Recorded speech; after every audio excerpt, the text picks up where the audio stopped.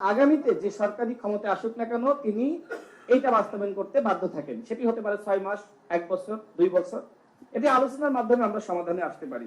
আমি শেষ করছি, আর 2 মিনিট কথা বলবো। দেখেন, আমাদের মধ্যে কিন্তু আলোচনা আছে অদৃশ্য সরকার নিয়ে। এবং আমার কথা হলো যে এই অদৃশ্য সরকারকে অন্তর্বর্তীকালীন সরকারের উপদেষ্টারা কেন নিয়ন্ত্রণ করতে পারছে না? এর কারণটা হলো, তারা যখন ক্ষমতায় বসে, আমাদের পক্ষ থেকে আমরা বলেছিলাম শুধুমাত্র হাসিনার পতন হয়েছে, ফ্যাসিবাদের কিন্তু পতন হয়নি। সুতরাং সচিবালয়ে, পুলিশে, বিভিন্ন দপ্তরে, সেক্টরে, গোয়েন্দা সংস্থায়, বিভিন্ন বাহিনীতে যে সকল ফ্যাসিবাদের দশররা রয়েছে, আপনারা তাদেরকে সরিয়ে দেন।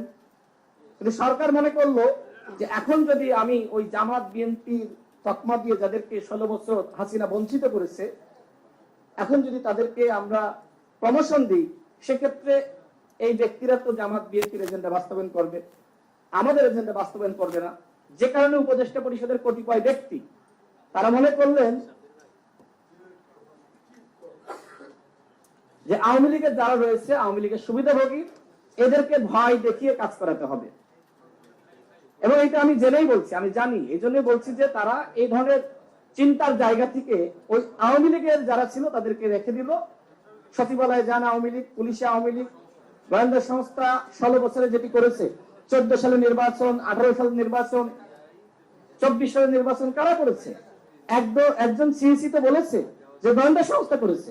সেই গোয়েন্দা সংস্থার পরিবর্তন না করে, পুলিশের সংস্কার না করে, এই আমলাদেরকে সংস্কার না করে আপনি কি নির্বাচন করতে চান? আমি জানি না বিএনপি এই বিষয়ে আমার সাথে একমত হবে কিনা।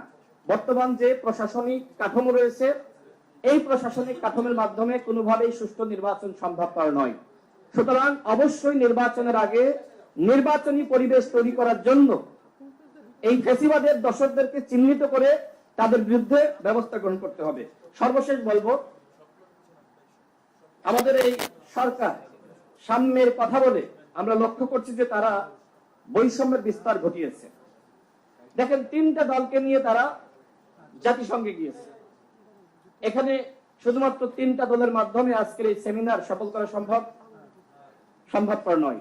তার মানে ছোট, বড়, মাঝারি সবার প্রয়োজন আছে। গণঅভ্যুত্থানে আমরা সবাই যখন এক হয়েছি, তখন হাসিনার পতন হয়েছে। অর্থাৎ সরকার আজকে 3টা দলকে গুরুত্ব দিচ্ছে। এই 3টা দলকে যদি আপনারা এক জায়গায় আনতে পারেন, আমাদের আপত্তি নাই, কিন্তু আপনারা তো পারতেছেন না। তার মানে সবার প্রয়োজন আছে। দেখেন, আমরা যে 9টি দল উদ্যোগ নিয়েছি, এই 3টা দলের মধ্যে দেখেন আমরা 9টা দল উদ্যোগ নিয়েছি। আমরা চাই সমঝোতা, অর্থাৎ সবার দরকার আছে। কিন্তু সরকার যে ব্যয়বহুল সফর 104 জনকে নিয়ে গেল, হাসিনার মধ্যে পরিবর্তন কোথায় আসলো? হাসিনাও তো এইভাবে বিশাল বহর নিয়ে উড়াল দিত। ডক্টর মোহাম্মদ ইউনূস একই কাজ করলো, তাহলে পরিবর্তনটা কোথায়? সেখানে ডক্টর মোহাম্মদ ইউনূসের কন্যা রয়েছে, আত্মীয় স্বজন রয়েছে, এত আমলাদের প্রয়োজনটা কি? এগুলো নিয়ে কেউ কথা বলছে না। এই ধরনের ব্যয়বহুল সফর বাংলাদেশের জন্য কোনোভাবেই গ্রহণযোগ্য না।